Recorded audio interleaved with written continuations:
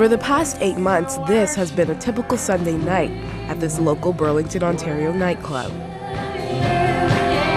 We lift you high, Jesus. Worship music, scripture readings, a sermon, and an altar call, all part and parcel of the experience at a new church called 24/7 that calls this nightclub home. Welcome to 24/7. Why don't you come on in and take a seat? Earlier this year, 24/7 launched its Sunday night services at Kingdom NRG after the pastor, Kevin Philp, or Kip as he likes to be called, branched out on his own, leaving his local church where he had ministered for a number of years as the young adults pastor in order to follow the vision God had given him. I saw that there was a huge gap, between people that were going to church and people that wouldn't go to church, and to try and get those people, in that age demographic to set foot in a regular church venue just became more and more difficult as time went on. So when he heard about Kingdom NRG nightclub and the problems they were having with overcrowding, he started comparing the two worlds, wondering what it was that they had that the church didn't. I decided to come on one Friday night and brought some guys along with me, and we just kind of said a word of prayer before we came into the place and just asked God to show us what people's hearts were saying. And so with that in mind, I'm looking at this environment, and the lights are going and everything's happening in this nightclub, and I guess I just had this epiphany. I just had this paradigm shift. I saw that even in this environment here, that people were searching for God, that people were looking, and this thought popped into my head that seems kind of crazy at first, that this is their church. And I was wrestling with that. Well, what does that mean, that this is their church? And I just kind of looked and I thought, well, they're worshiping this energy, this experience, this environment. They're going to be thirsty the next day, and they'll continue to come to that well. And the thing that had excited me about that was that we actually had information. And we actually had what it was that they were searching for in this experience. And so right from that moment on, I thought, maybe we need to do something here, maybe a church. In fact, Kip knew full well where a lot of those kids were coming from. He too had once been searching for something more in life. He didn't grow up going to church either. In fact, at the age of 12, he got sucked into a world of drugs. And by 13, he was dealing them. Age 14, I'd already done cocaine, speed, LSD, pretty much anything I could get my hands on at age 14.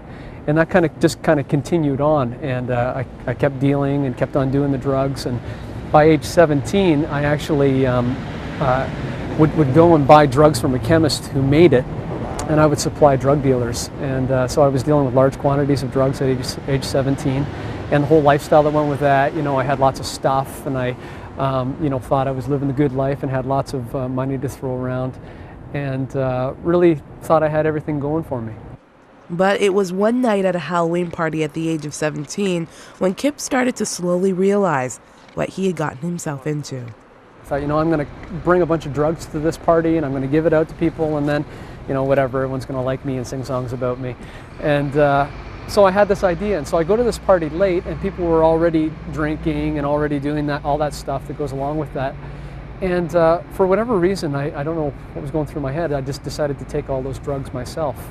And so a matter of moments went by, and I just began freaking out. I didn't know where I was, I didn't know what was going on, and I had by far the most terrifying experience of my life that night. Hallucinating, but interestingly enough, crying out to a God Kip had no experience or relationship with, his friends dragged him to his truck and drove him away. Still hallucinating and crying out to God, he jumped from the vehicle, landing on the gravel road. I don't remember a lot about that night, a lot about the whole experience, but I remember my friends coming and they kind of stood around me in kind of a half circle, and I remember them saying, "Forget him, let's go." And my friends, got in my truck and they drove off, and they left me in the middle of the road, basically to die. Wow. And I remember feeling so alone and so worthless, and didn't have any real framework or understanding of, how to connect with God or any of that kind of stuff. And so I was laying there in the dirt, bleeding and crying, totally terrified, and I started singing a Christmas carol because it was the only song or whatever that I knew that had any kind of Christian content to it. Yeah. And so I started, singing Away in a Manger, no crib for a bed. And I laid there for a few hours just trying to talk to God and just asking Him to forgive me, knowing that I didn't deserve it and feeling so unworthy. Later that night, a couple of police officers found him and took him home.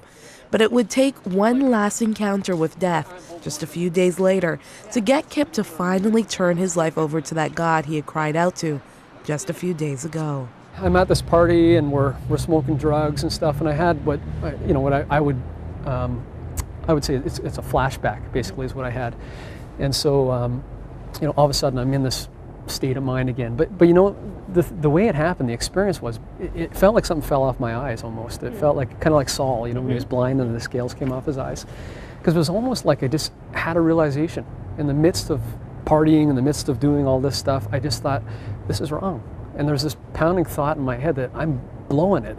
I'm blowing my second chance, And I started weeping, and I got up, in the middle of this party, and I ran outside in my sock feet. Treading through the snow, he started to call out to God once more.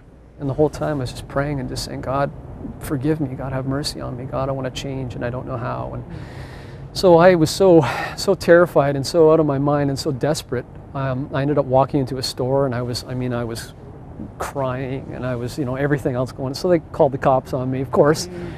And the police came and they put me in a holding cell to protect me from myself and protect others from me, because I seemed like I was crazy. And so the whole night I didn't sleep. The whole night I just paced back and forth in the cell, and I just said, God, if you're there, God, help me, change me. And so at about 8 in the morning, I asked if I could make a phone call, and they were very gracious to me, even though I kept them up all night. Well, I don't think they sleep, but you know what I mean. I was noisy all night.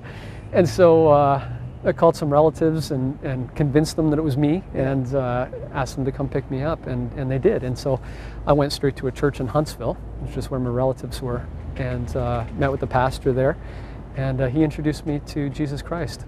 And according to Kip, the urge to do drugs instantly vanished.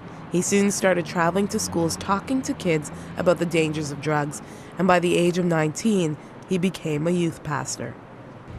So then, after years of ministering in a traditional church setting, Kip finally branched out on his own, starting his own church in a local nightclub.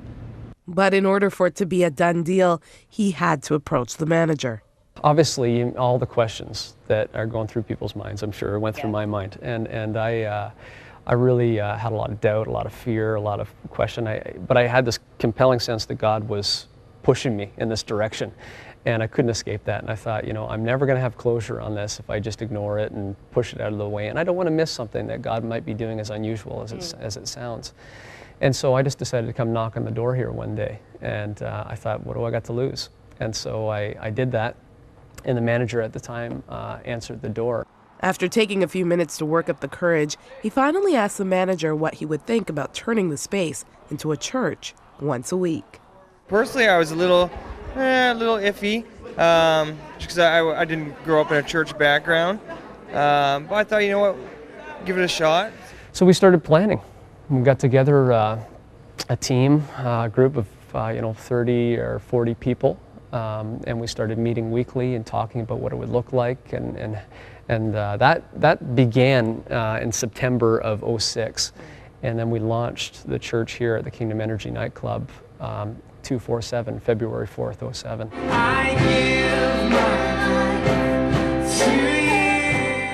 With the bar closed and only coffee on tap, 24/7 was launched, with the name meant to encourage living a life of truth 24 hours a day, 7 days a week.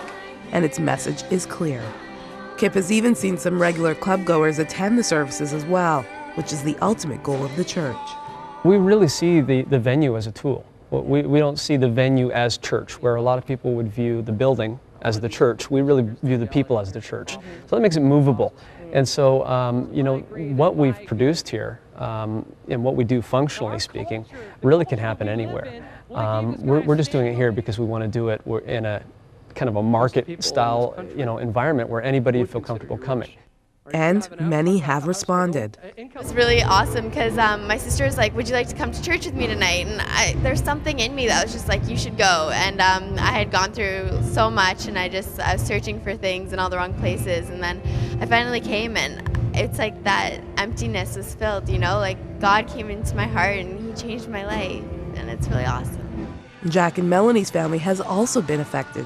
by this new church experience. We're open to wherever God leads us, and a big part of coming to here was we have teenage daughters, so this is a different genre of music and worship that catches their attention. And that is truly the fulfillment of the vision God had given Kip a while ago, to create a place where people who wouldn't normally come to church would feel comfortable coming. I've just been overwhelmed at the amount of support and just the faithfulness of God. We see every single week people that have never set foot in church before coming out. And I'm constantly having conversations with people that say, I've never gone to church before, but I'm coming back, this is awesome. And as well, people that have grown up in church really finding just kind of a fresh, new excitement in their faith and kind of a new missional outlook on the church. And so it's been great. In Burlington, Ontario, Magdalene John, 100 Huntley Street.